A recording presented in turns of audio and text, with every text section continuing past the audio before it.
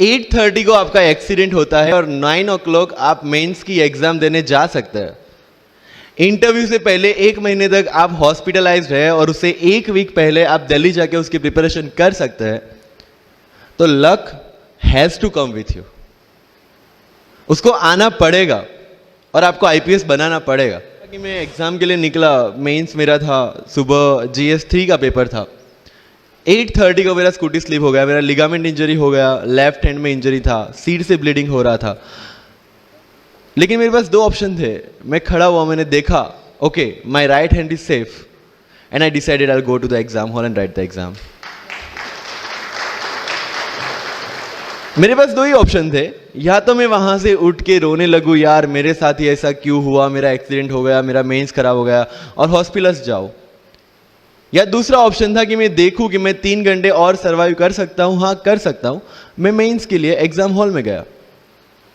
ये जितने भी फोटोग्राफ्स लगे हैं, सर ने जैसे बताया कि जितने भी इंसान सक्सेसफुल हुए, अगर आप उसकी लाइफ स्टोरी देखेंगे तो कहीं ना कहीं एक मोमेंट आता है जहां पे वो इंसान की जो स्ट्रगल है वो पीक पे हो जाते हैं।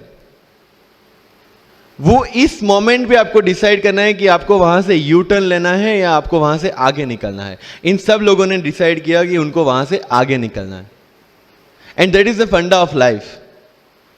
सक्सेस उन्हीं को मिलता है जो इस स्ट्रगल वाले मोमेंट से आगे निकलने की सोचता है। जब भी आपको लगे कि आपके सिर पे बहुत मुसीबत है, जब भी आपको लगे कि आप हर तरह से गिर चुके हैं, जब भी आपको लगे कि आपके पास कोई ऑप्शन नहीं है, तब एक चीज आप अपने दिमाग में लाइएगा कि यही मोमेंट है जहां से आपकी तकदीर बदलने वाली है। क्योंकि डायमंड जो होता है वो जितना ज्यादा घिसता है उतनी ज्यादा उसकी वैल्यू होती है। सोना जो होता है वो जितना ज्यादा तपता है उतनी उसकी वैल्यू होती है। अगर आप जिंदगी में तप रहे हैं, अगर आप जिंदगी में घिस रहे हैं, अगर आपको लग रहा है कि आप हर तरह से मुसीबतों में गिरे हुए हैं, तभी आपकी जो वैल्यू है वो बढ़ने वाली है। और यही मेरा एटीट्यूड रहा है। लोग बोलते हैं कि तुम्हारी फाइनेंशियल कंडीशन ठीक नहीं थी, पापा इलेक्ट्रिशियन थे, मम्मी हाउसवाइफ थी, डायमंड के कारखाने में काम करती थी, उसके बाद उन्होंने मैरिज में रोटियां बनाने का काम किया और उस तरह से मैं पढ़ा। लेकिन जब मुझे पूछा जाता है कि ऐसी कौन सी चीज है आपकी लाइफ में जो आप बदलना चाहते हो, एंड आई सेड नथिंग। क्योंकि अगर वो चीजें नहीं होती मेरी लाइफ में तो शायद आज आपके सामने में नहीं होता। तो अगर लाइफ में प्रॉब्लम्स है, अगर लाइफ में स्ट्रगल है, जैसे सर ने बताया struggle is a part of life and I strongly believe in that.